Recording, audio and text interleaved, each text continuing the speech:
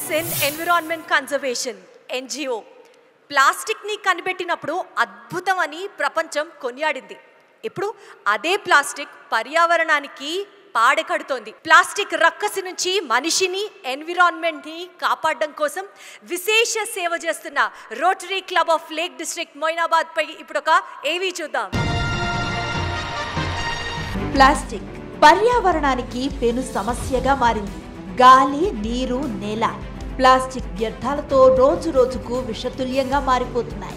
ఈ దుస్థితి ఇలాగే కొనసాగితే మానవ మనుగడే ప్రమాదంలో పడే పరిస్థితి దాపురిస్తుంది. అందుకే పర్యావరణ పరిరక్షణ కోసం నడుం బిగించింది Rotary Club of Lake District Moinabad.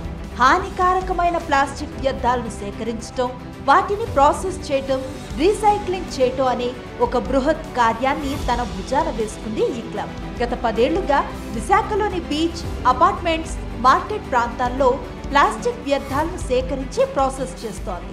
India youth for సొసైటీతో కలిసి జీవీఎంసీ సహకారంతో ఒక ప్రాసెసింగ్ ప్రాజెక్టును నిర్వహిస్తోంది.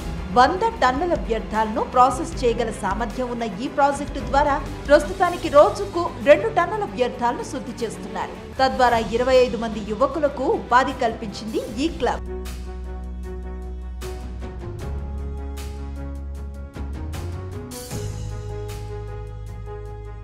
పర్యావరణంపై ప్రేమతో వీరు నిర్వహిస్తున్న అవేర్నెస్ ప్రోగ్రామ్స్, సెమినార్స్, వర్క్షాప్స్ ఫలితంగా ప్రజల్లో ఇప్పుడిప్పుడే ఆశాజనకమైన మార్పు అంకురిస్తోంది. ప్లాస్టిక్ భూతం నుంచి పుడమి తల్లిని కాపాడుకునేందుకు తన వంతు తోడ్పాటునందిస్తున్న Rotary Club of Lake District Moinabad సంస్థను excellence in environment conservation NGO అవార్డుతో సత్కరిస్తోంది Sakshi media group.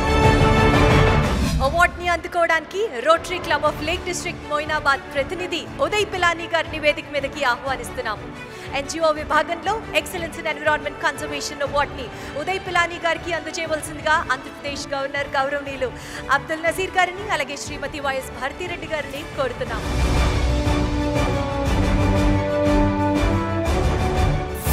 Happy to receive this award, and especially considering that there was an independent jury which vetted all the projects, and it gives us great pleasure to be involved in this project, which involved in cleaning up the Vizag beach and recycling the plastic, plus generating employment for a lot of unemployed youth around that area.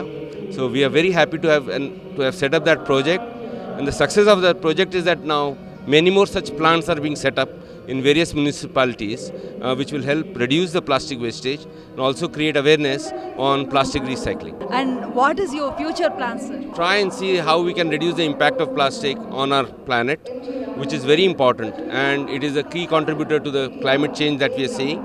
So hopefully the awareness on plastic usage, on recycling will increase, and we will get to a point where we are plastic free.